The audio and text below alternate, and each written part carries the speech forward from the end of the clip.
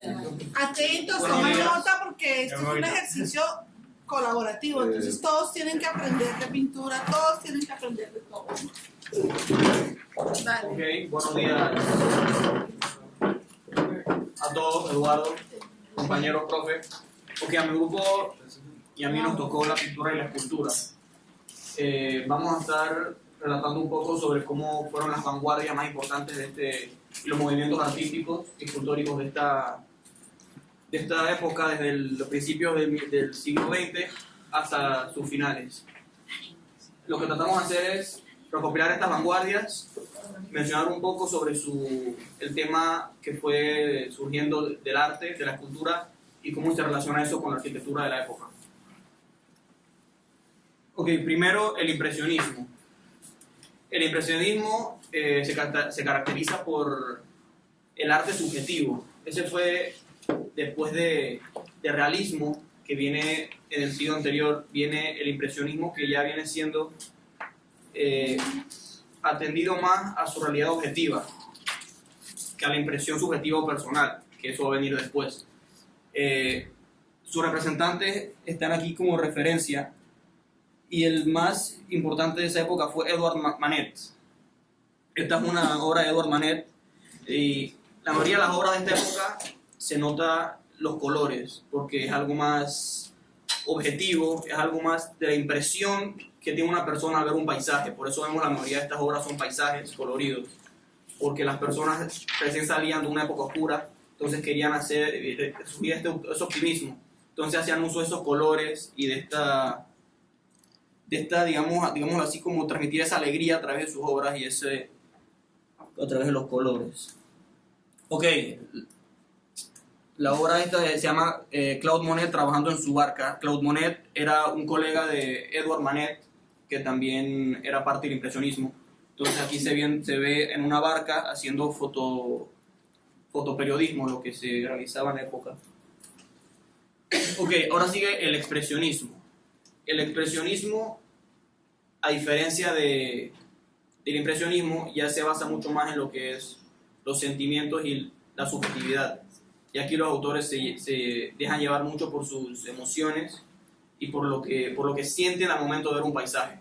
O sea, ya no capturan el paisaje como tal, sino capturan el sentimiento al verlo. Eso lo vamos a ver ahora más adelante en las pinturas de Edvard Munch, que creo que todos la conocen, El Grito. Y en El Grito hay una cita que él hace que quiero recitarles, porque siento que es muy importante para entender cómo surgía el arte de esta época. Cuando él le preguntaron por esta obra, él dijo lo siguiente: iba por la calle con dos amigos cuando el sol se puso. De repente el cielo se volvió rojo sangre y sentí un estremecimiento de tristeza, un dolor desgarrador en el pecho. Me detuve, me apoyé en la barandilla, preso de una fatiga mortal. Lenguas de fuego como sangre cubrían el frío negro y azulado y la ciudad. Mis amigos siguieron andando, yo me quedé ahí temblando de miedo y oí un grito interminable atravesaba la naturaleza. Entonces, aquí podemos ver cómo el pintor, o sea, fue el paisaje el que vio en la época, en el momento, porque está la barandilla que él dice donde se apoyó. Entonces, en base a lo que él sintió, realiza la pintura. También tenemos a Rudolf Steiner, que él realiza esta obra, que es el segundo Goetheanum, que el Goetheanum viene siendo la sede de la Escuela Superior Libre para la Ciencia Espiritual y la Sociedad Antroposófica Mundial, si no me equivoco, en Suiza. Entonces, aquí el expresionismo ya como que va cambiando un poco, ya no es tan visual, es como más de sensaciones a la hora de recorrer los espacios que componen esta arquitectura. Entonces, en la escultura tenemos a Ernest Barlach con el espíritu combatiente en la iglesia de San Nicolás en Berlín, que fue imposible encontrar el significado, pero me gustó. Dios. Te voy a presentar el fauvismo. El fauvismo es una corriente que trasciende el arte, también tiene que ver con lo filosófico, que empieza en 1905 aproximadamente, en donde digo que trasciende el arte pictórico por el hecho de que el fauvismo empieza a darle un giro al arte con respecto a la percepción del humano con lo que percibe. Esto queda en evidencia en el arte de manera física, en el hecho de que el pintor empieza de manera arbitraria ponerle colores a objetos que no necesariamente tienen esas características de color.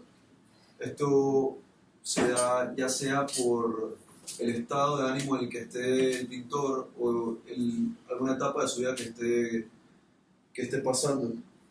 Entonces, en la pintura tenemos el gran representante Henri Matisse, en donde tiene cuadros muy importantes que en el próximo slide estaré hablando un poco. Los representantes, André Derain, Maurice Blaminic, Henri Matisse, entre otros.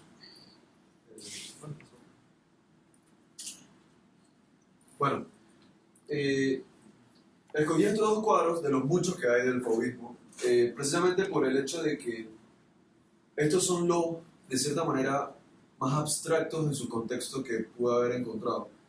Y realmente pueden parecer de sencillez con respecto como al volumen, a la forma, pero esto tiene un significado como bien especial y se los diré. O sea, este es el restaurante de la Machine de Bougival. Este lo pintó Maurice Blaminic y este cuadro es el artista viendo un paisaje. Entonces él está en una calle muy cotidiana de alguna parte de Francia medio rural. Entonces él en este cuadro, a través del color, a través de colores vivos, vibrantes, llenos de como muy cálidos los colores, quiere como expresar ese sentimiento como de vividez del lugar. Pero viendo una foto del lugar, que no hay una foto que está como el lugar, pero lo tapa el cuadro. O sea, el contexto de donde es el cuadro es muy terno, muy Europa viejo, o sea, el color aquí no tiene nada que ver con lo que se ve en realidad, pero era lo que expresaba el artista. Entonces, en el fauvismo ya sea André Derain o Maurice Blaminic, las superficies son planas, y esto es intencional para que o sea, los colores no se mezclan, son colores puros en la superficie, precisamente para que se pierda la perspectiva. Y esto es característico del fauvismo.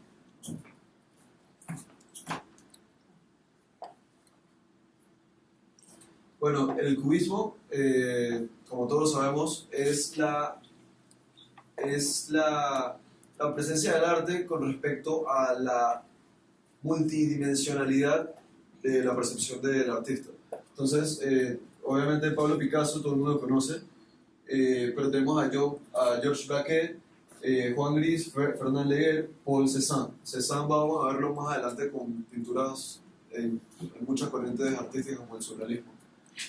Pero en el cubismo fue un personaje importante, Cézanne, con Picasso, como abanderados del movimiento. Entonces es expresar la naturaleza del ser o del espacio a través de la multidimensionalidad que se puede percibir. Y de la multiplicidad de realidades, ¿no? La idea es que este es en el contexto filosófico se está discutiendo el sentido de la realidad, ¿no? Venimos de romper la idea del absoluto, la verdad absoluta, la realidad absoluta, una sola realidad, una sola verdad. Y en esa discusión racionalista diciendo no, ¿existe la realidad o hay multiplicidad de realidades? Porque la realidad depende del observador, es de la posición, de su comprensión del mundo, de su experiencia en el mundo. Entonces el cubismo pretende plasmar esa multidimensionalidad y multiplicidad de realidades.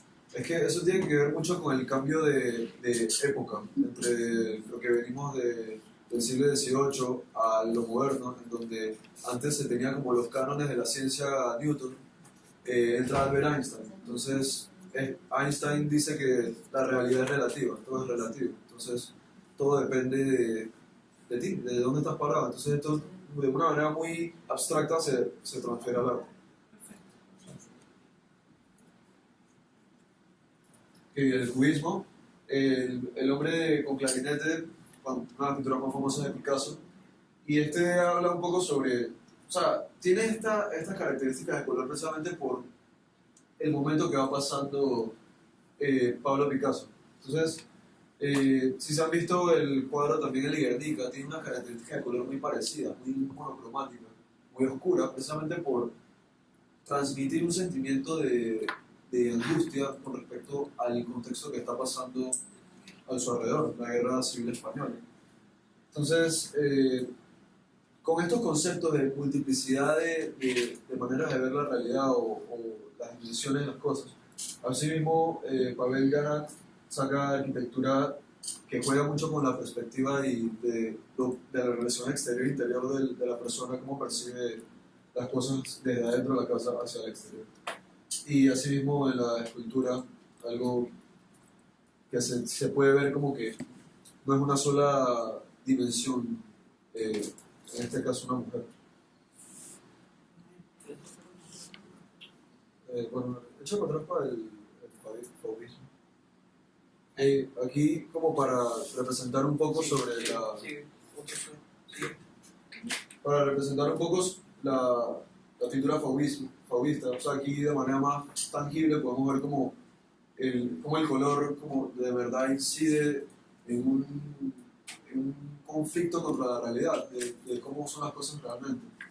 O sea, podemos ver árboles rojos, la calle amarilla, los edificios de muchos colores que realmente obviamente no es así. Pero expresa definitivamente alegría o vividez del lugar que el artista en ese momento pudo haber sentido. Su deseo. Sí. Y el tema de la alegría, aquí en este caso, lo que puede ser algo muy curioso porque estábamos diciendo que parecía como si un niño hubiera dibujado. Pero entonces, esa era la idea, porque qué más alegre es un niño. Entonces, darle como esa sensación de que fue hecho por un niño, como que te transmite ese sentimiento de alegría. Sí, porque un niño jamás sabría las leyes de la perspectiva. Entonces, precisamente, esa es una teoría que tenemos entre acá del grupo. De interpretación. De interpretación, Sí, porque o sea, aquí los planos son planos, no tienen ningún tipo de profundidad. Aquí se ve sobre todo en la esquina superior derecha, en donde no se entiende la profundidad, no se entiende la perspectiva del lugar. sí, no, ahí no es la racionalidad cartesiana la que defina lo que va a ser la obra, Espacio. sino la racionalidad de la percepción, ¿no? De la emoción, que también es racional. Pero definitivamente podemos ver como diferencias de estilos entre ya sea Adrián o Mauricio Blami con respecto al estilo. Aquí se nota como una pintura de unos trazos, creo yo, más fuertes, y acá una delicadez con las líneas delgadas, mucho más limpias.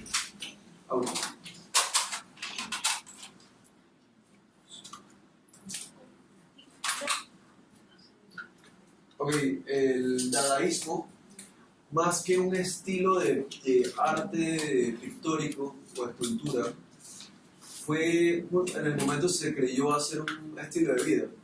Esta corriente es la que se le conoce como la antipoética, la antiliteraria, la antiartística, la antiescultura, precisamente porque era ese deseo de salirse de las cadenas de esta nueva corriente filosófica del racionalismo, de que tenemos que vivir en un mundo capitalista donde consumimos. Entonces, así como lo discutíamos con la profesora en un principio de la clase, este es un movimiento bastante protestante con respecto al producto que sacan los artistas. Entre los grandes representantes está Max Ernst, Jan Art, Tristan Tzara. Esto fue un movimiento que empezó en Francia y que el movimiento tenía la intención de destruir estos cánones de la... O sea, el fauvismo era como voltear la cosa con respecto a los colores. La intención de esto era destruir lo que era, lo que la gente decía que era arte. Entonces esto se da un poco también por la Primera Guerra Mundial, su repercusión en la gente. Entonces los artistas sacan cosas bastante protestantes con respecto a lo que era el arte en el momento. Entonces Max Stern saca La mujer, el viejo y la mujer floreada, que era una cuestión totalmente como nueva y respetuosa, o sea, con respecto a lo que se sacaba. La Mona Lisa con bigote, o sea, el mismo Marcel Duchamp describió la obra como la mujer del culo caliente, una cosa así, súper como... Grotesca para su... Sí, no, como, ¿cómo se dice? Como irreverente. Y bueno, Joan de una manera mucho más abstracta, una mujer, o sea, que dice que es como, habla un poco del crecimiento de la mujer, cómo se desarrolla de manera muy abstracta, algo que no se veía en el momento. Aquí empieza a haber cosas abstractas, precisamente por un deseo de protesta. Bueno, ahora yo les voy a hablar sobre el surrealismo. El surrealismo es un movimiento artístico-literario que surge en Francia a inicios del siglo XX. En sí, este movimiento se puede expresar como una manera en que las personas simplemente las ideas que le venían a la cabeza la iban plasmando en sus obras. Se le conoce como la fantasía y la locura mezclada, ya que ahorita, como les voy a poner en las siguientes horas, van a poder observar cómo hacen la mezcla de diferentes cosas para crear sus obras. Aquí representantes principales en la arquitectura está Antonio Gaudí y en la pintura y en la escultura está Salvador Dalí. En sí el surrealismo está mezclado, bueno, no mezclado, sino que se le hace como se le hace pensar que también está como relacionado con lo que es el futurismo y con el dadaísmo. Como pueden observar aquí en la arquitectura, Antonio Gaudí en el Capricho quiso tratar de hacer una composición libre y fantasiosa a través de la música, porque el señor que le iba a hacer esta obra le encantaba mucho la música. Entonces surge esta creación que es como el capricho en sí de lo que a él le gustaba. Entonces por eso surge esta obra que está aquí. En la pintura, Salvador Dalí, La persistencia de la memoria, hace referencia al queso en los relojes, porque en el momento que lo hizo, él estaba pensando estaba comiendo y pensando en el queso, cómo se estaba derritiendo. Entonces ahí comienza a pensar cómo a través del tiempo el queso puede estar completamente duro, pero exacto, sólido, y después se va descomponiendo, se va poniendo más suave y se pone así como chicloso. Todos los sólidos se desvanecen. Exacto. ¿Recuerdan en la lectura que trabajamos? Y también hace referencia aquí a las hormigas, que lo quiso interpretar como la muerte, en sí como que se estaba comiendo las cosas. Entonces tiene bastantes cosas profundas en sus obras. Acá en El Ángel Triunfante, que es otra obra de él que la hizo a la escultura, es una expresión poética del mundo de los sueños que la quiso llevar a través de la música. Por eso está el ángel aquí con la trompeta. Y bueno, ya acá... ¿Recuerdan ustedes, perdona, al señor Sigmund Freud? Sí. Listo, estamos en este contexto con Sigmund Freud. Entonces, desde la psicología, Sigmund Freud está empezando a hablar del papel del sueño, del deseo, de la fantasía, ¿sí? Que se expresa a través de nuestro subconsciente, porque en la realidad cotidiana, esas pasiones, esos miedos, no siempre se expresan libremente, ¿no? Mucho menos en una sociedad controladora, ortodoxa, conservadora, como se venía. Entonces, empieza a ser una exaltación de la sexualidad como expresión de alguna manera también de esos sueños, de esos deseos, de esa forma de arraigarse, digamos, a la vida. Entonces, el tema del inconsciente, del subconsciente, el tema del sueño, de la fantasía va a tomar peso gracias a los tratados de Sigmund Freud, van a tener peso y se van a venir a expresar en estas diversas manifestaciones. En el cine con Luis Buñuel, en la literatura con Federico García Lorca, por ejemplo, con su obra de Bodas de Sangre, ¿sí? Entonces, hay el papel de la fantasía, el deseo, el sueño, la frustración, el miedo, que es lo que nosotros no expresamos regularmente, nos lo guardamos como lo más íntimo, allá en nuestros cajoncitos del inconsciente. Entonces, el arte se presta para que podamos ponerlos, exaltarlos. Hacer énfasis. Bueno, y ahora el neoplasticismo. Este surge a inicios del siglo XX, en 1917, también era un movimiento artístico. Este principal trata de representar la esencia del universo y la belleza pura de este. También se le relaciona con el cubismo por su forma geométrica, porque en sí no hay formas curvas en él. También se da mucho lo que son los colores neutrales, gris, negro y blanco, y los primarios como el amarillo, rojo y azul. También elimina la presencia de accesorios, así que no se va a encontrar nada de eso en las obras.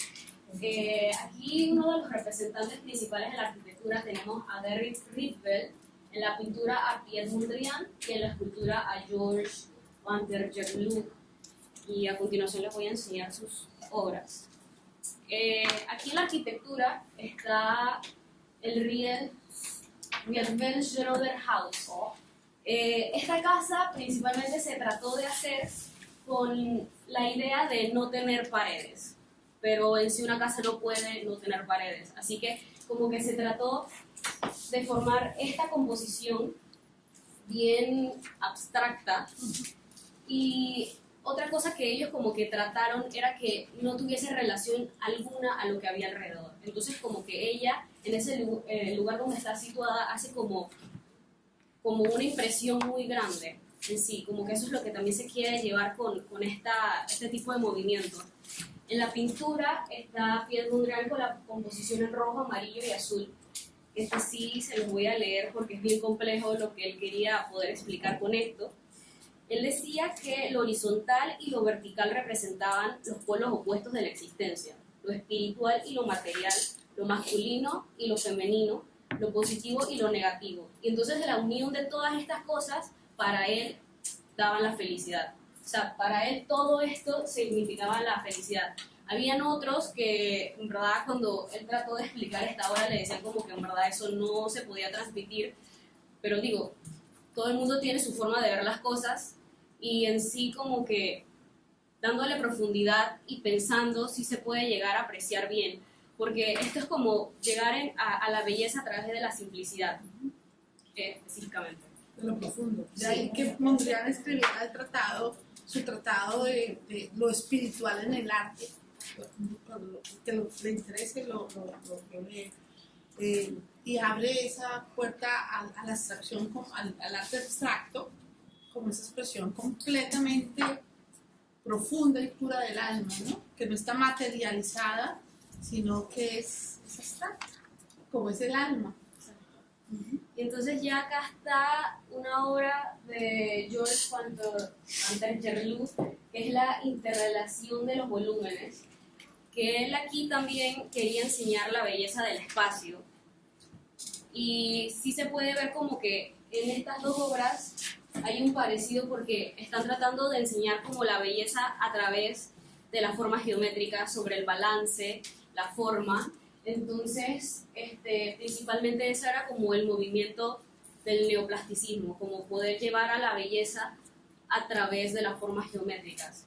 Por eso también es relacionado con el cubismo, como he mencionado anteriormente. Kandinsky con su punto línea sobre el plano, ¿no?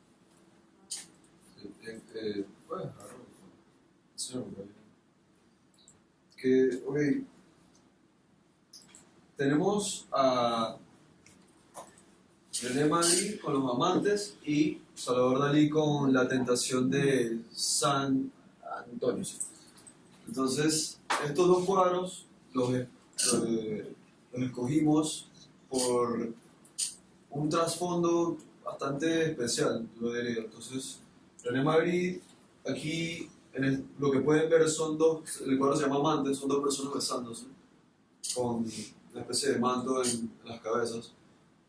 René Magritte se dice que de inspiración saca el suceso que su madre se suicida tirándose de un puente en el río Sena, y cuando la sacan del río Sena tiene un camisón blanco enrollado a la cabeza.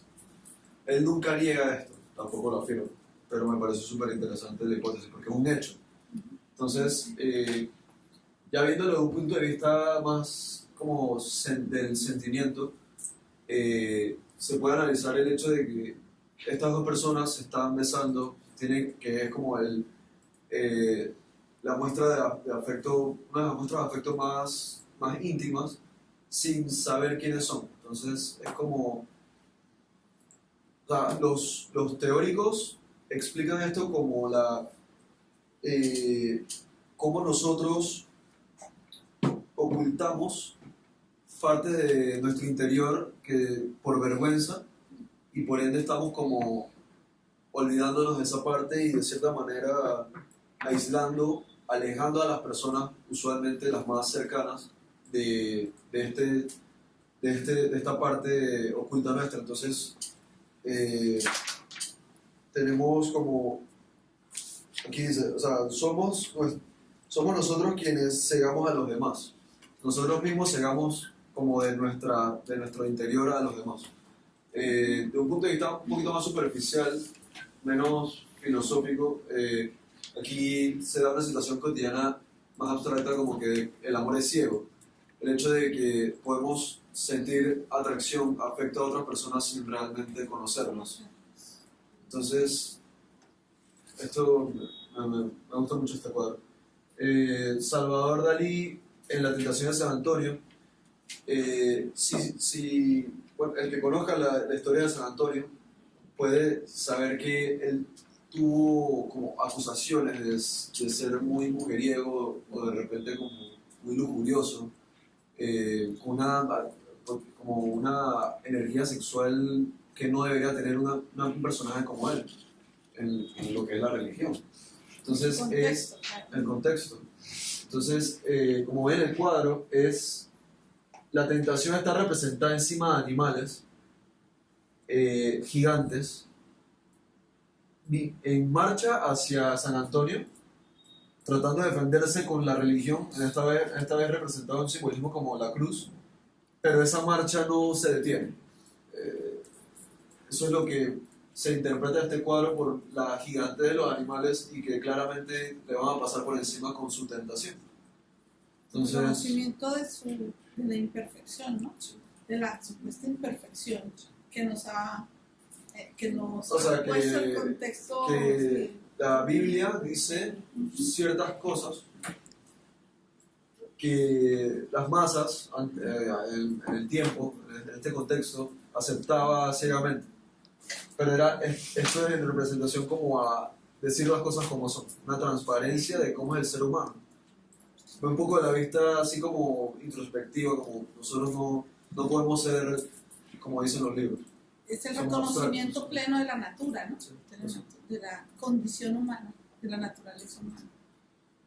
Representada en naturaleza plena. Plena. Y todo el tema del surrealismo con el tema de, como decía usted, Freud, de los sueños, es un paisaje imposible, algo que se soñaría. Salvador Dalí decía que él no cogía droga, él era la droga. Entonces, Así es. Bueno, el pop art, o el arte pop, la parte que más me gusta a mí de esto.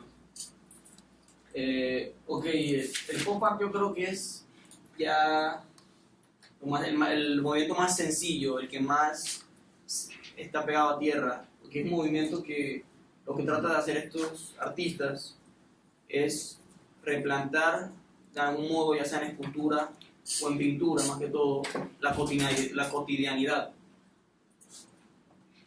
El pop art ya esto ya viene siendo después de la de la Segunda Guerra Mundial, cuando ya las personas, después de pasar por un periodo tan largo de dificultades, quieren como regresar a ese optimismo, regresar a como que recuperar el sentido del humor, y lo hacen mediante la pop art.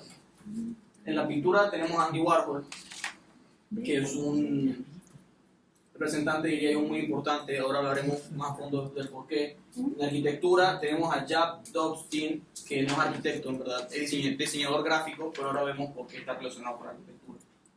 Y en la escultura tenemos a Claes Oldenburg, y estas son unas de las obras de estos representantes. En la escultura tenemos a Claes Oldenburg, que sigue vivo, tiene 90 años, nació en el 29, me parece súper loco, porque él hace estas esculturas súper divertidas, o sea, a pesar de que es un señor mayor, trata como que romper ese paradigma, ese estereotipo. Entonces trata, o sea, uno nunca se imaginaría que una persona tan grande, un adulto tan mayor haya hecho algo así.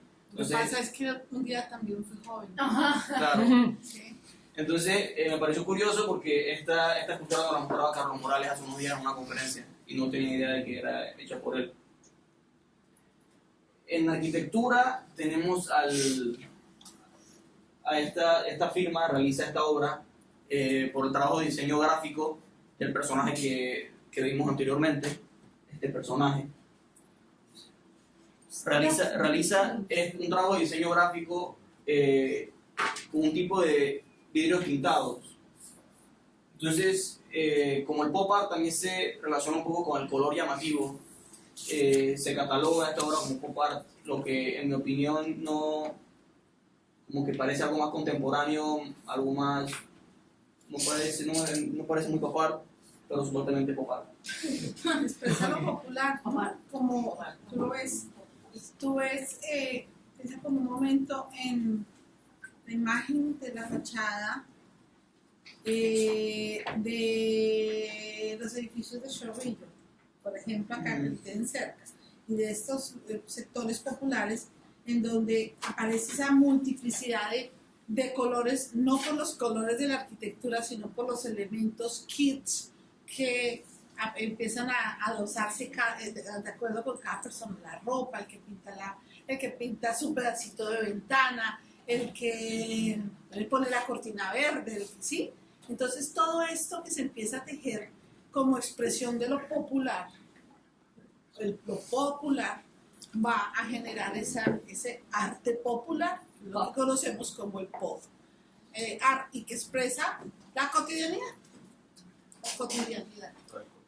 Entonces, si tú miras esa fachada, rápidamente te ubicas en ese paisaje que se genera en las arquitecturas de vivienda popular, cuando uno como arquitecto entrega una cosa y ellos a los 3 meses se han transformado por los elementos de su vida cotidiana.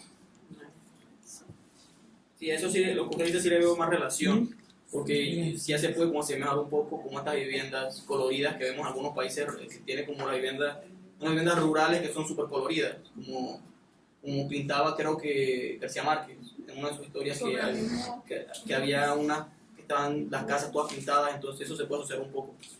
Pero como que además del color como que no va más allá con el tema del pop art, entonces por alguna razón no me siento muy atraído por la obra, bueno, es de cada quien.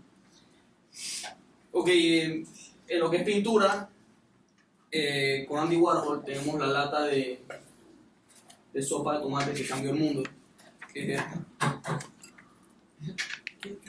O sea, como algo que caracteriza a pop art es que sacan lo más divertido de lo más aburrido. Entonces, esta lata vendida en la época, en 1962, era algo súper común. Y él lo que hace es que en un lienzo de 40 por 50 centímetros dibuja esta misma lata y la publica. Y sorpresivamente se convirtió demasiado viral la lata, que él terminó haciendo 32 cuadros igualitos, simplemente cambiando el sabor a cada lata, promocionando todos los sabores de la marca. Nunca lo dice, pero en mi opinión, digo yo que curiosamente se hizo tan famosa que la marca lo contrató a él para que él le realizara ese tipo de publicidad. La popularizó. Y la marca era una marca millonaria, era súper famosa. Entonces, trayendo esto al pop art, salen los colores de las latas, que en su época no se hicieron físicas, se hizo en pintura. Entonces no fue sino hasta en 2012 que cumplía los 50 años de Campbell, de la primera obra que hizo de la lata, que la marca Campbell sacó estas latas, que aquí tenemos una réplica que pueden ver aquí atrás, que dice de los 50 años y una conmemoración a Andy Warhol. Entonces hoy en día, si uno quiere comprar estas latas, ya no se encuentran muchas, en internet valen cientos de euros, según lo que estuve viendo, y lo subastan, no es que lo puedes comprar porque no quedan muchas, es algo como limitado. Entonces me parece muy curioso, o sea, este género me parece más curioso porque de algo que puede ser muy criticado y muy subestimado, sacan esta importancia y este valor a las cosas y tratan de levantar a esas poblaciones que vienen como reprimidas de las guerras, vienen muy pesimistas. Entonces con este movimiento tratan como de darle ese sentido del humor a la vida, recuperar esa alegría. Entonces con esta simple lata creo que se logra mucho eso y logra que la gente se olvide un poco de esa época de tristeza. Además que el arte ha sido hasta estos momentos considerado, especialmente la cultura, el arte inalcanzable de las élites, ¿no del pueblo. Entonces esto es lo que le abre la puerta a la posibilidad de que el pueblo, de la cultura popular, comprenda el arte, pero además también pueda hacer arte. De esto es que se va a desprender posteriormente el arte del graffiti, ¿no? El graffiti como expresión artística popular, ¿sí? y como movimiento de contracultura, además. Es que una de las teorías que se decía era que él hizo la lata burlándose o haciendo como una sátira de las artes anteriores. Entonces decía que todo era arte. Se decía, llegó un tiempo que se decía que cualquier cosa era arte. Venían lo más sencillo, lo catalogaban como arte, y entonces él como no se sentía muy de acuerdo con esta creencia. La entonces, crítica de la posmodernidad, porque esto es plena posmodernidad, al racionalismo y a la abstracción pura de la modernidad. Entonces lo que me parece curioso es que cuando le hacen a él la pregunta de por qué hizo la lata, por qué la dibujó, porque eso fue como inventar el bombillo. Entonces él dice no, que él no lo hizo por ningún tema de burla, él lo hizo porque le gusta mucho comer las latas de comida Campbell y cada vez que puede las come. Entonces yo dije que ya la marca le había lavado el cerebro y le había pagado, así que no creía yo, en mi opinión, no es la razón verdadera por la que la dibujó, pero quién sabe. Pero bueno, ya creo que con eso culminamos. Si tienen alguna pregunta, bien pueda. Muy bien.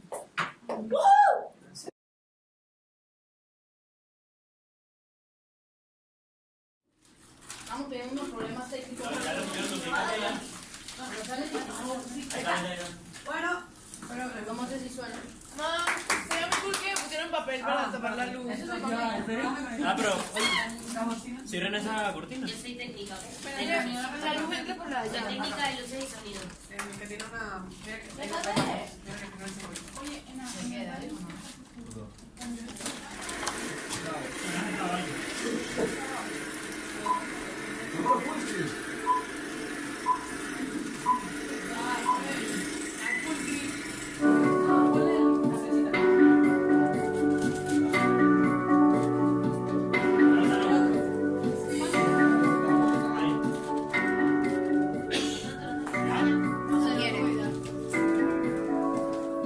La obsesión por la imagen en movimiento viene desde siempre, y con desde siempre nos referimos a la prehistoria en las famosas cuevas de Altamira. En otras cuevas rupestres existe el dibujo de un jabalí de 8 patas. El anónimo ilustre había querido recrear a la bestia en acción. Jamás se percató que se convertiría en el primer animador.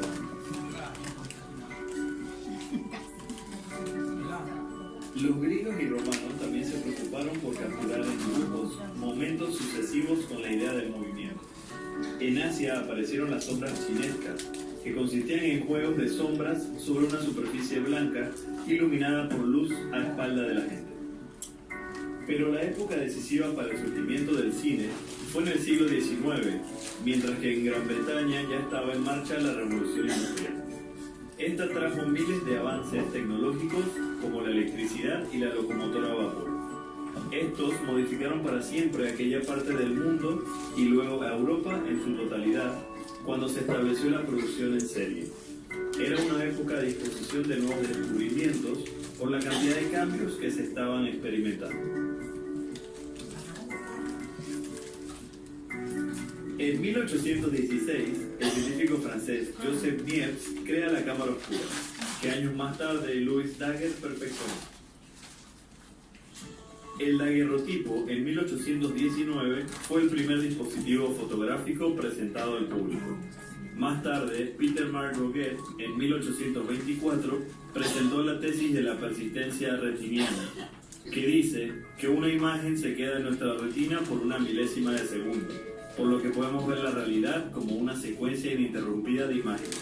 Tiempo después, el físico Joseph Plateau descubrió que el ojo humano ve unas 10 imágenes por segundo, que luego el cerebro toma como una imagen continua. Luego se creó el taumátropo, un disco con una imagen distinta en cada lado que al girarlo parecen formar parte de una única imagen, el pájaro y la jaula. A mediados del 19 apareció uno de los primeros nombres fuertes del cine, Thomas Alva Edison. Para 1891 ya era un reputado inventor gracias al fonógrafo y la lámpara. Con su ayudante Dixon creó y patentó el kinetoscopio, un aparato que capturaba imágenes en movimiento y las plasmaba en una cinta. Funcionaba girando una manivela que ponía a correr cinta a 16 cuadros por segundo. Por la teoría retiniana, las imágenes se verían aceleradas. El aparato todavía no capturaba sonido. El mejoramiento del kinetoscopio llegó de Francia de la mano de los famosos hermanos Louis y Auguste Lumière.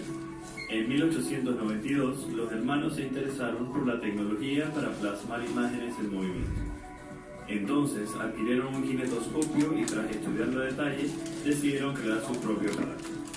Uno más simple y que servía como proyector y como cámara, el cinematógrafo Lumière.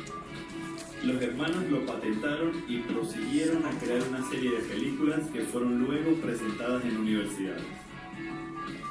Optaron por mostrarlas a todo el público. Dieron con el Salón Indien en el sótano del Gran Café, en el Boulevard de Capuchines en París. Era un salón con capacidad apenas para 100 personas, por lo que podía pasar por desapercibido. La primera proyección pública se dio el 28 de diciembre de 1895. Los cortos que componían aquella exhibición mostraban situaciones y personas de la vida diaria, pero el encanto era que las personas se estaban moviendo y parecían vivas dentro de la pantalla. Los espectadores del evento difundieron el invento y llegó a la prensa. En poco tiempo se volvió en un suceso masivo. Este día dio inicio tanto a la proyección pública de cintas como también al inicio de la famosa experiencia de Bercy. El ritual que congrega a un grupo de gente en una sala dispuesta a experimentar diferentes emociones. Las cintas de los Lumière eran cortas y comúnmente eran planos únicos bien abiertos. Conocidos como planos generales, eran como si estos fueran vistos desde el ojo del espectador. En segundos representaban el día a día de la época y sin proponérselo marcaron antecedentes de géneros y recursos cinematográficos. Los hermanos Lumière produjeron además una serie de cortometrajes con gran éxito de género documental, aunque todavía no se había acuñado ese término. Eran aquellos que retrataban la misma clase de personas que asistía a ver esta función. Se mostraba por primera vez a los trabajadores saliendo de la fábrica, aquellos que empezaban a tener un rol importante dentro de la sociedad. La obra que más le gustaba a los espectadores era la llegada del tren a la estación, donde las personas sentían que la locomotora se iba a salir de la pantalla. Los Lumière no habían pensado en el alcance que podía tener su invento. Empezaron a grabar eventos deportivos, sociales y políticos. Crearon los noticieros. El cinematógrafo había marcado una revolución que se había globalizado y se proyectaba en las capitales más famosas en Europa. Se volvieron comunes como entretenimiento de feria. También se empezó a dar la comedia, donde vemos el famoso Charles Chaplin, que era un cómico cuyos trabajos darían brillo a la pantalla y a la gente que lo viera. Solo su presencia era suficiente para el éxito de un comercial. Destaca su obra maestra, La Quimera de Oro, de 1925. Uno de los afortunados de presenciar la proyección del 28 de diciembre fue George Méliès, joven que comenzó dibujando y se interesó en el teatro. Durante un viaje a Inglaterra pudo presenciar un acto de ilusionismo que más tarde le motivaría a mostrar el teatro de Robert Houdin. Méliès combinaba magia con actuación y escenografía toda hecha por él. Dentro de un rodaje se le presentó un problema en donde la cámara se atascó y la arregló en el acto. Aquí descubre cómo una toma con hombres de repente se convertía en una escena con mujeres.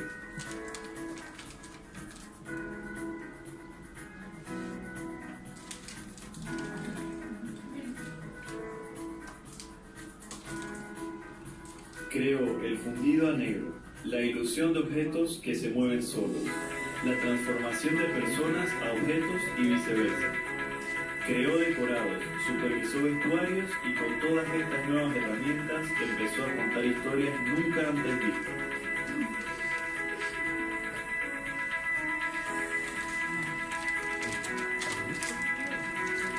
Entre sus obras, la más sobresaliente es El viaje a la luna, inspirada en el libro de Julio Verne, El viaje al centro de la Tierra. En esta película, los humanos llegan a encontrarse con los alienígenas humanoides. Este fue el detonante del cine fantástico, sobre todo el de la ciencia ficción. Mientras tanto, en Alemania y Austria, la ficción se torna más oscura e impactante. El cine mudo alemán tomó el expresionismo y el teatro clásico como sus principales fuentes de inspiración, como muestra el ejemplo más conocido de película expresionista de la época, El gabinete del Dr. Caligari, 1919, de Robert Wiene, en la que los vestuarios y decorados se utilizaban para contar una terrorífica historia que identifica la autoridad con la demencia y la criminalidad. En la Unión Soviética, años más tarde, aparecen propagandas para la educación que mostraban su reciente historia con fuerza, realismo y visión, que era la antítesis del espíritu introspectivo alemán. Charles Pathé trató de sincronizar la imagen y el sonido, mezclando el fonógrafo y cinematógrafo. Los resultados no fueron satisfactorios, pero era un gran paso. En parte también se dedicó a crear la empresa dedicada a colorear las películas, agilizando la técnica, creando el stencil. Más tarde se creó el tinting, en donde se sumergía la cinta en un baño químico, otorgándole un color uniforme monocromático. Luego se dio la digitalización de la cámara, lo que lograba captar los colores reales de las escenas. Desde la aparición de las primeras películas, los escenarios arquitectónicos tuvieron una gran importancia en la construcción de la ambientación fílmica, tanto si representaban un escenario histórico como un paisaje de ciencia ficción.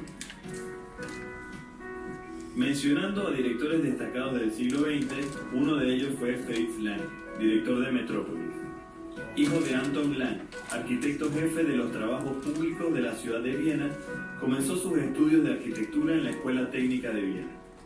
Sus primeros años en contacto con la arquitectura y la cercana relación con su padre influyeron sobre los escenarios de su obra maestra Metrópolis, que revela sus grandes conocimientos en el campo de la arquitectura. Su viaje a Nueva York en 1924 le influyó en la estética de la futura película valorada por la UNESCO como Memoria del Mundo. El director imaginó una megalópolis futurista, altamente industrializada y organizada en estratos sociales. Cada uno de los espacios que forman la ciudad está encarnado por tipologías arquitectónicas con un claro significado alegórico, connotaciones que se aplican también al vestuario y los accesorios. Por otro lado, James Stewart, uno de los galanes del cine clásico de Hollywood y el actor que mejor encarnó al americano ideal, estudió arquitectura en la prestigiosa Universidad de Princeton. Tras conocer a Joshua Logan, encontró inspiración para rodar La ventana indiscreta con Alfred Hitchcock, una película cuyo escenario es pura arquitectura. Ya más hacia la actualidad, gracias al dominio de las herramientas informáticas de modelización 3D, Joseph Kosinski, graduado en arquitectura en la Universidad de Columbia, dio el salto a la animación y de ahí al cine, el cual se refleja en películas como Tron, Legacy y Oblivion.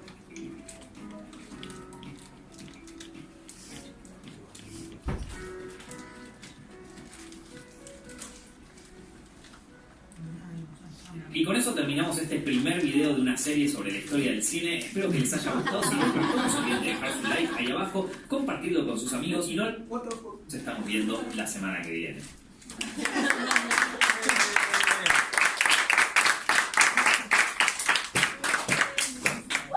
Otra vez.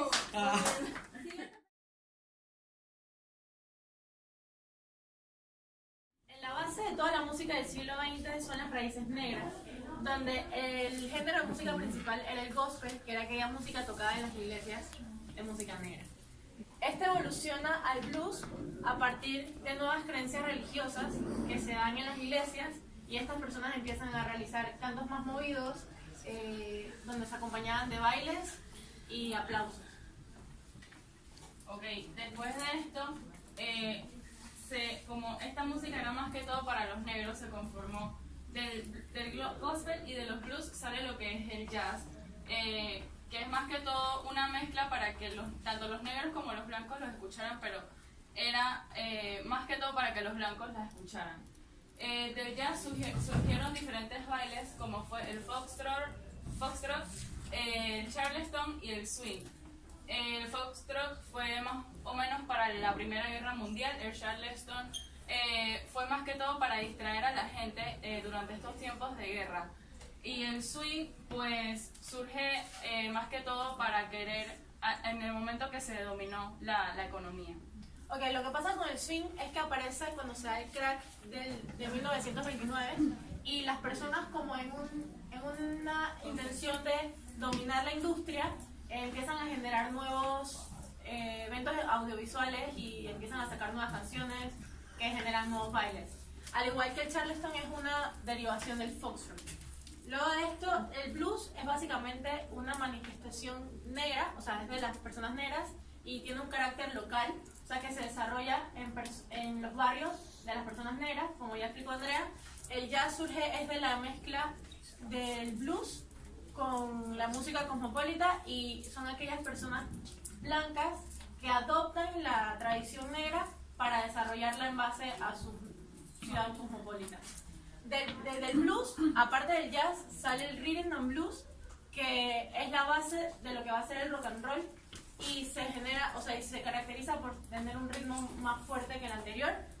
Y del blues, al igual, y bueno, del rhythm and blues luego se deriva en el rock and roll, que es para los años 1950 y es una mezcla del blues con el country de Estados Unidos.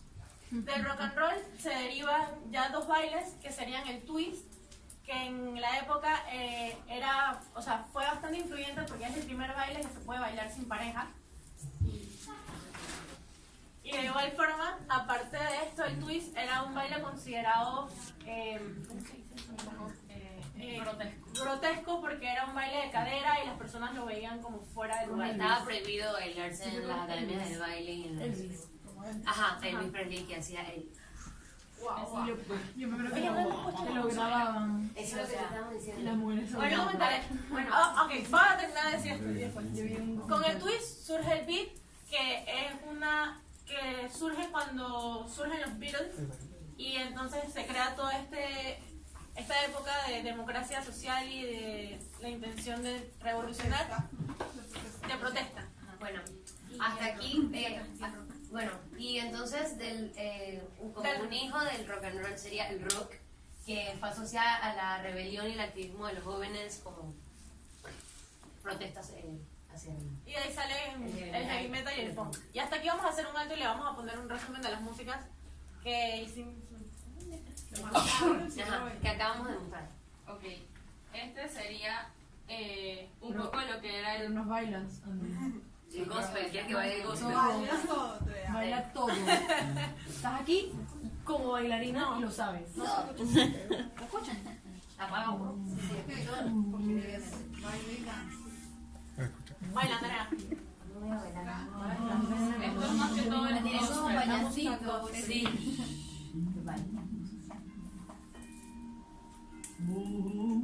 Es más o menos así, al igual que... Pero ya, o sea, no escuché Pero nada. queremos escuchar la vaina, loco. Bueno, déjalo. Ok, lo voy a dejar un poquito. Porque va a ser extenso. Sí, todo agarra. Puedes Pero adelantar. adelántala. Ponle forward. Es súper lenta. Porque era de las que se escuchaban en la iglesia.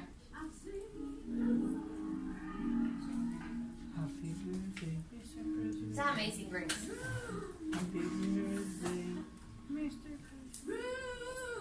Mira, no suena el disco. Es gospel. Es el gospel. Este no suena. Bueno, entonces ahora vamos a mostrar el blues. Esto no está sonando. Esto ya fue el blues, que así como pueden escuchar es un poco más movida. No. Por eso me gusta bailar los que tienen baile. Sí, ahorita Andrea lo va a bailar esto No acá. va a bailar nada. Ah, no, va a bailar. Man, ¿quién cree que Sería- soy? el blues se seguía tocando en las iglesias, pero tiene un ambiente mucho más movido y feliz. Menos hablar y más baile, por favor. Sí, e igualmente también para los Lush. tiempos de los esclavos cuando estaban trabajando. Ya fue de pero no importa. Estamos bailarines. Bueno, ya esto es algo De aquí ya surge el jazz. Gracias. se va más allá. Que es más hacia los bares y algo un poco más relajado. Ese es Charleston. Ah, chuzo, sorry. Ah, chute. Ajá. Es una deriva. Es una deriva. Ya comenzamos con la música. Ya va, pero qué estrés. Déjame hacer mi presentación. De aquí al jazz surgen estas tres, donde está el foxtrot, el charleston y el swing. El charleston es un baile que se deriva de una canción que Andrea les va a poner ahorita, como la mayoría de los bailes. Ya. Luego del blues se deriva al rhythm and blues. Eso sería ¿Esa es esa? Déjame ver. El jazz. No, voy. Tenemos un problema con esto. R&B. Ok. Este sería Rhythm and blues. Rhythm and Blues.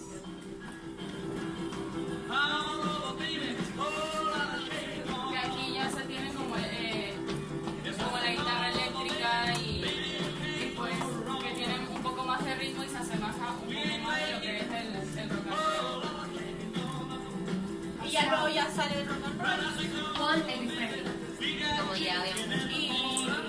Que sería Y los Beatles. Con esta canción fue que surgió el rock and roll de Elvis Presley.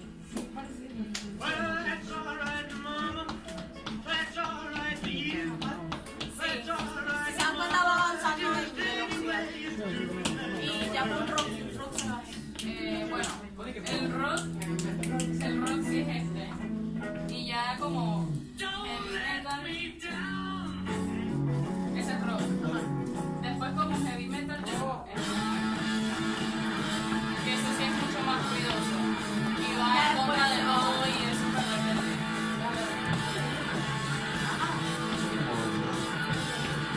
Que también se considera Es que después viene el punk y el punk ya es una locura. Ya luego del rock and roll también se va por el new wave, que era toda aquella música que mezclaba el rock con la música tradicional o popular, y de ella salen muchas ramas, y un ejemplo de esas es el folk rock, que es ya la música que se escucha muchas, o sea, en En esta época se escucha como la variación del country, que sería esta que es el folk rock. Y como una variación ya también del new wave y del rock and roll sale el pop, que es la música popular o del pueblo, como se pueden ver después de un proceso de desarrollo, de recorrido de la historia. La mayoría de los artistas, ya sea en la pintura o en la escultura, terminaban yéndose por la música popular, como lo que nos mostraron en el grupo de Paddy, como el pop art. Y eso era en 1950. Del blues, también... Pongo algo de New Wave. Ok, de New Wave sería algo así.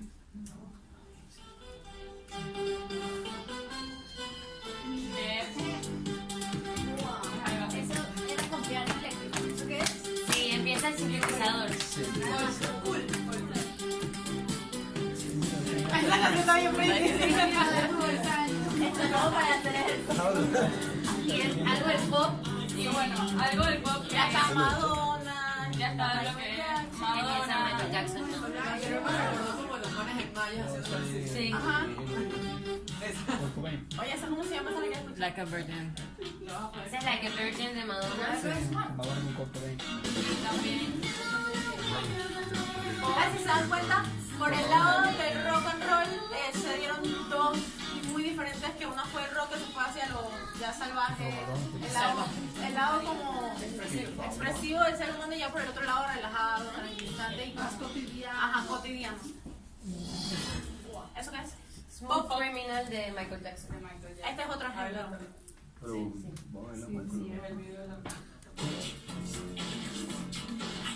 Así se la tiene que bailar. Ajá. Y bueno, ya bajan un poquito y ya luego de esto,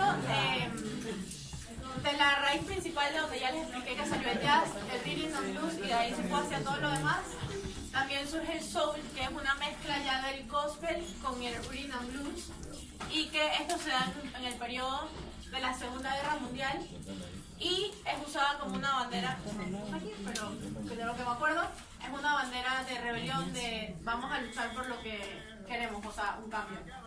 Luego del soul se deriva el funk, y que esto, con el soul es la bandera de la guerra contra los derechos raciales, o sea, las personas negras querían sus derechos, y con eso utilizan el soul. Y luego cuando Martin Luther King, que era una de las personas dirigentes más importantes o influyentes en este movimiento, muere, se hace la revolución del funk, que es mucho más duro que el soul. Y del funk sale la música disco con la crisis del petróleo, y todo surge como una necesidad de diversión contra una adversidad. Contra esa decadencia que hubo.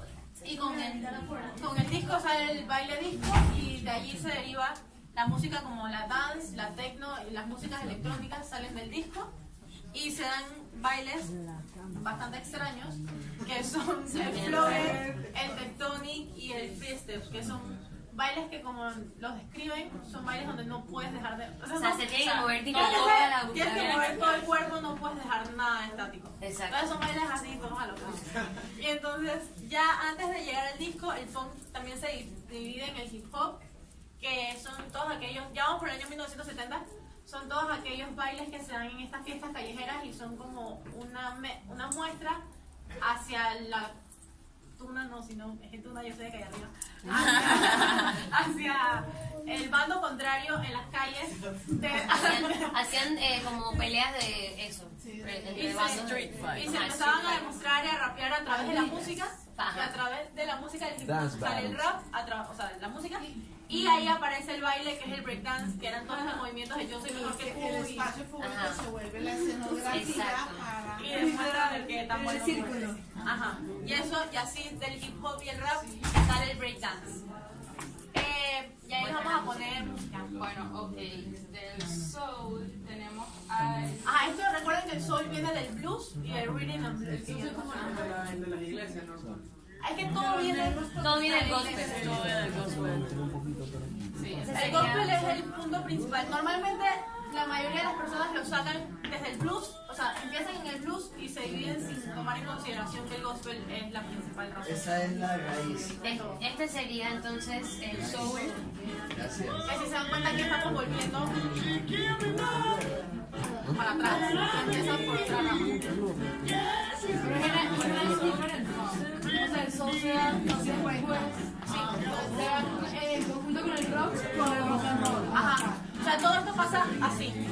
Pa y pa a la vez. No que no voy a hablar todo así. Lo que el soul está más en los derechos de los negros que rock and roll. De los blancos. En los movimientos sociales de los blancos, de la pobreza, de la guerra, etc. A los blancos le empieza a gustar la música de los negros y le empiezan a Y esa se va por el jazz. O sea, el jazz se va como por el lado de los bailes de salón que crean todos estos ambientes de los grandes salones de ópera y de baile. Ballroom se llama ese estilo de baile. El foxtrot, el charleston y el swing son conjuntos con ballroom que se baila pues Esto ya es música más popular, como esto se puede caracterizar como sociedad alta, sociedad media y sociedad baja. Ajá, exacto. Y aquí cuando llegan al funk, como todo la sociedad alta vuelve y retoma parte. Ese sería funk, ¿no? Ajá. Por eso. La música de los negros es la mejor. ¿Cuál sería el funk? Este es funk ya. La que salió así, o sea, el jazz y Esto ya sería funk. Como un wannabe del hip hop, pero no, todavía en el soul. El funk es antes del hip hop. Ajá, pero es como un wannabe del hip hop, pero mezclado con el soul. James Brown. Y el disco, Funk hip hop y disco, digo hip hop. Una pregunta, Shot Berry es como de rock and roll, ¿ah? Ay, lo leí. Ok. Sí, ¿te acuerdas?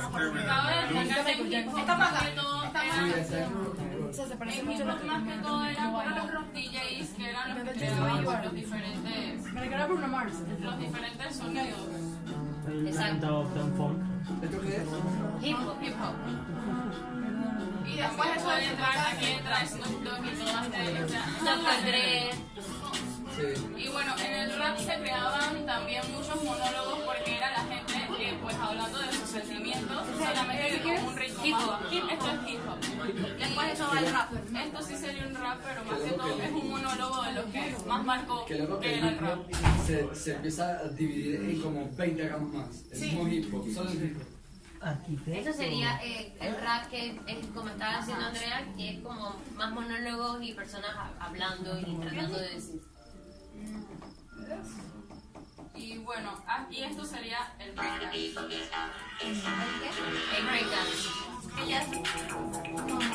Que ahí es donde trataban las personas de hacer movimientos más como robots. Exacto. Bueno, eso ya. Ay, latino. El flow era así, todo. O sea, como vimos videos y la gente estaba en la calle así. En verdad, si quieres que baile Flogger, no tenemos que hacer Tectonic y Free Step, no me tengo que hacer que la seguía. ¿Cómo? Ya lo hice ya. Y bueno, toda esta parte que les acabamos de contar también tiene otra segunda versión en América o en los países latinos. Y que esta rama de la música latina fue también, viene el gospel, el blues, pero de las ramas del soul y el rhythm no es de ninguna, es del jazz. Entonces el jazz llega a toda la música latina, porque a la vez que estaba sucediendo todo esto acá en 1910 y tal, en Jamaica ya en 1917, ahí estaba la música africana y la música tradicional, y se estaba mezclando con el jazz de los negros que también estaban llegando a esa área, y se forma el reggae, el ragamuffin y el reggaetón. El reggae lo que estamos escuchando, Bob Marley, todo el mundo lo conoce. Y como estas son bastante puntuales, las vamos a ir poniendo a medida que las vamos explicando. Ese sería el ragamuffin. Este sería el reggae. El ragamuffin es esto. ¿El qué? Ragamuffin es algo como danzar, nada más que un poco más suave. Ese es el ragamuffin. Es lo que todo uno. Reggaetón, que ya fue algo más que se cantaba en español. Fue como una versión del reggae nada más, de reggae y ragamuffin, pero en español. Y ahí fue cuando ya salió esto. Que es lo que ya vamos conociendo más o menos. Ya estamos más relacionados con todo. De igual forma, en Brasil y en todos los países latinoamericanos se iban formando distintos. Como en Brasil, será la mezcla de jazz con el bossa nova que nos da la samba. Bossa nova. Bossa nova, bossa nova. ¿Esta es bossa nova? Es como una samba más lenta. ¿Se bosa? Bossa nova. A veces voy a Esa es la mujer de Ipanema. Samba nova. Y en Argentina se está saliendo el tango. Este es el tango. Entonces todo, si se dan cuenta, depende de a dónde llega la influencia, porque es básicamente una influencia negra que llega a muchas tradiciones diferentes y van surgiendo nuevas. Como en Colombia, ya venimos más para arriba, está la cumbia y el vallenato. Entonces podemos ver que en una tenemos el tango así, todo salón. Es muy cómica. Y ya en Colombia más arriba tenemos la cumbia. ¿Dónde está el típico? Y la verdad es que investigué dónde viene la palabra vallenato. Y son las personas que son natos del valle. Vallenato. Y ponte. Este es el cumbia y ¿Dónde está esa Lisandra? es más que todo eso. El Mechi Peralta. El anterior era cumbia y vallenato. Y entonces este sería vallenato. Esta es la cumbia. Ajá. En México ya vendría la ranchera. ¿Y en Panamá? Y ya esto que además sabes que la cumbia se baila con los pies. La ranchera con los pies. Esta es ranchera. Ah, sí, y se mueve hasta aquí. Tiene que ver. Eso es como la. Dale, Porque Fabia, los muéstrame ahí. grilletes que le colocaban No, Fabia, los aquí. negros. Ellos hacían como protesta el baile y como con los grilletes no podían mover los pies, por eso se bailaban así. Wow, qué triste. Y bueno, en México estaban cantando rancheras. Esto es ranchera. Y bueno, ya más adelante surgió en Islas Trinidad y Tobago. Pues, Calipso. El calipso. El calipso. Opa, tía, todo el mundo quiere que... Es algo un poco calipso. El calipso. Ustedes saben por qué se baila tanto, ¿no? O sea, cuando eso es de los esclavos, cuando ellos empezaban a bailar como están todos encadenados para el movimiento, pasa lo mismo. Pero ellos tratan de burlarse de sus canciones de los blancos, como no entendían su idioma. Esa era la burla. Como estaban Este es el episodio de Tommy Jerry que como capa Y bueno, de este personaje que repetí Colombia. Es de Trinidad y Tobago, pero él es de Costa Rica y pues tiene varias canciones que se refieren a cuando venía a Panamá y relaciona a Panamá más o menos con el calipso. Y ya. Y ya todavía. Ok. Eso te Soca. Soca. Es soca. El soca. Soca, oye, soca. Es un baile mucho más movido. Ese es el más brindis. Nunca he escuchado soca. Zapping. Nunca he escuchado. No, cuando te echan de los 15 años. No, que te echan de los 15 años. Y esa música no me... Esa música como de mojadera. En República Dominicana empieza la bachata y el merengue. ¿Y en Panamá? Ahí va. La sazón. La bachata. Pero se baila uno, dos y saló. Daniel baila hermoso bachata. Dale, Daniel, dale, Daniel, dale, Daniel. Ok, eso sería la bachata y algo de merengue. Pero no baila bien, baila hermoso. Hermoso, ah. Y bueno, merengue ya pusiste. Ajá, vamos. Sí, porque estábamos en bachata. Es que puse todo de bachata. Ok, este sería el merengue que yo se va a escuchar un poquito de merengue. Con más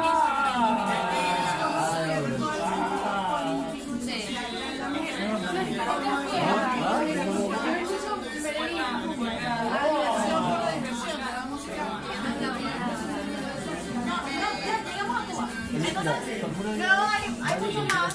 Y bueno, vamos a llevar a Cuba, donde a Cuba se le considera la gran reserva musical del planeta.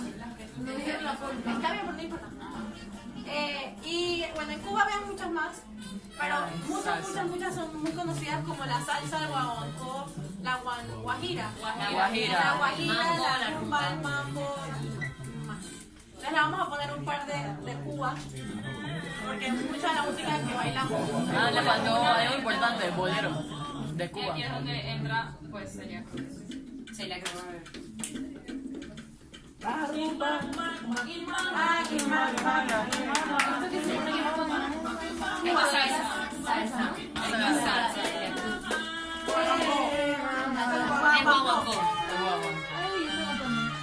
Eso es bolero. ¿Eso es bolero?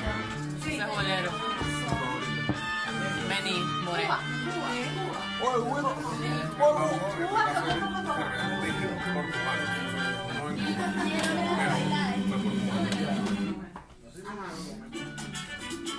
Ella es como...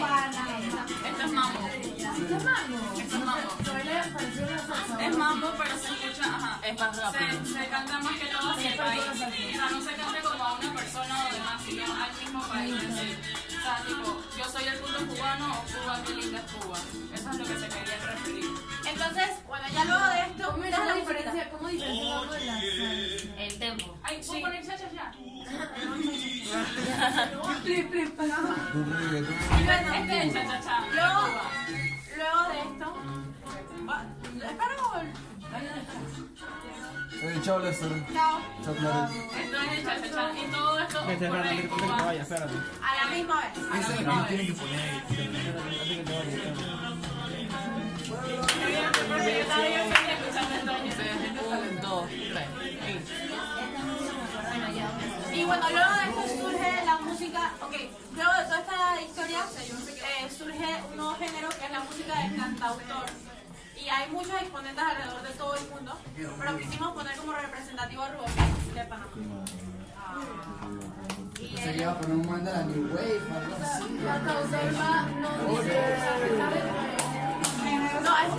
No, cantautor es un género donde hay muchas personas. Exacto. Le pusimos a poner la música.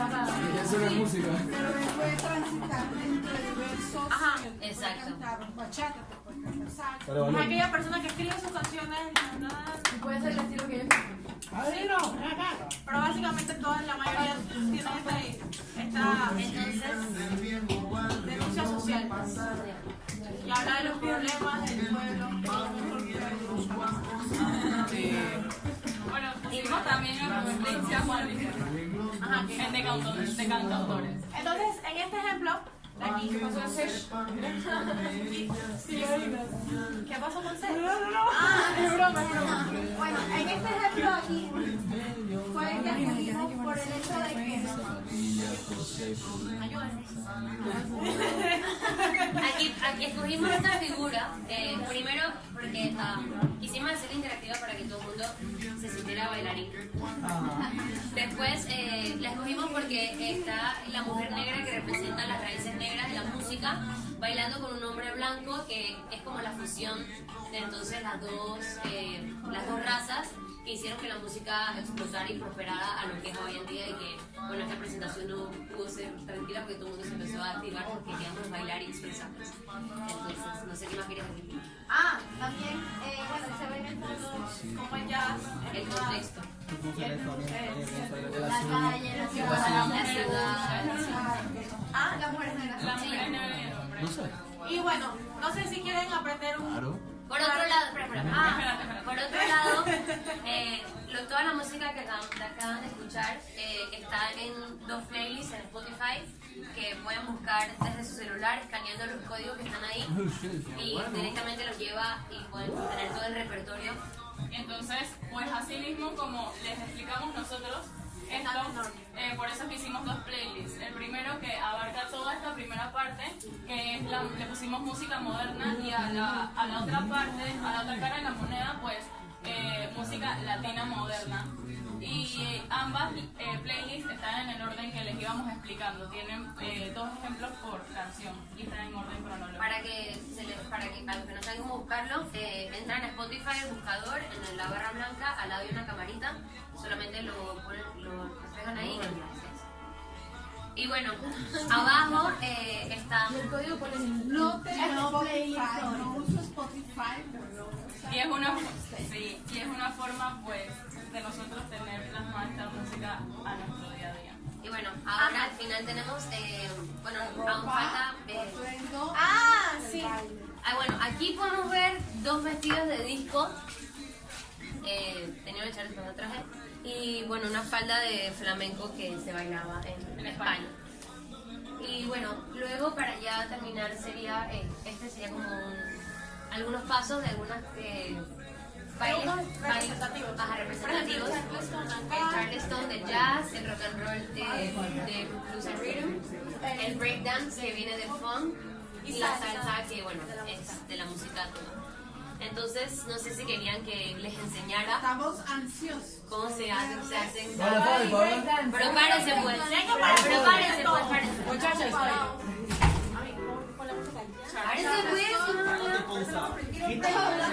El Charleston. Es facilito. ¿Cómo se va para abajo? ¿Cómo es Charleston? Paso, pateo, paso y paso para atrás. Con las manos. Sí, pero ponte acá, tienes que ponerte acá. Yo también quiero. Ya me perdí. Ahí. Me quiero breakdance. Bueno, ese es el Charleston. El rock and roll que... Ese enséñalo pretty rápido y después lento. No. El rock and roll primero se empieza con los 2 pies al lado. Primero derecho, pongo aquí, luego adelante, pongo, paso atrás, paso adelante y repito. Izquierda, pongo, derecha, pongo, atrás, adelante.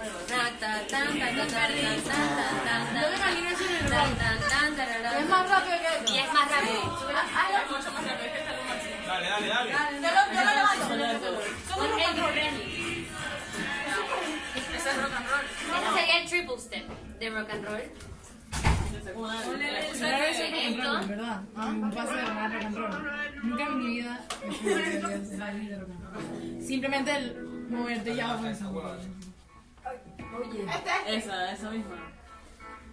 Eso no es. Wow, esta canción. Lo que pasa es que esta Yo todas las bailo son de rock and roll y estos son de rock. Esa la puedes bailar. Bueno, Esta sería demasiado algo para ella.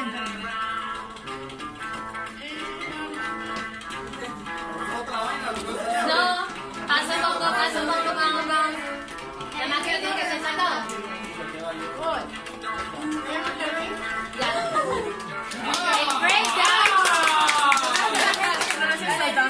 El breakdance, esto se llama...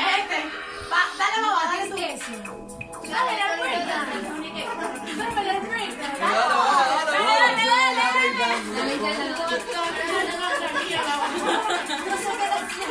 Es que el agua en la mano. En el brazo y con el eje. Ajá, bueno, ya. Ahí no. Abre la pierna.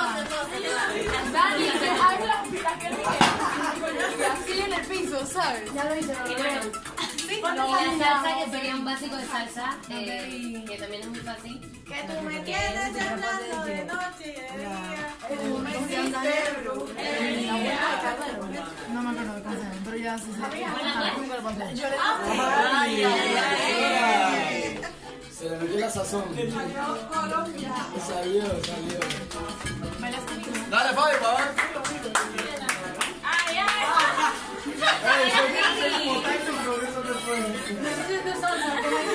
Sí, esto es salsa. Eso es salsa.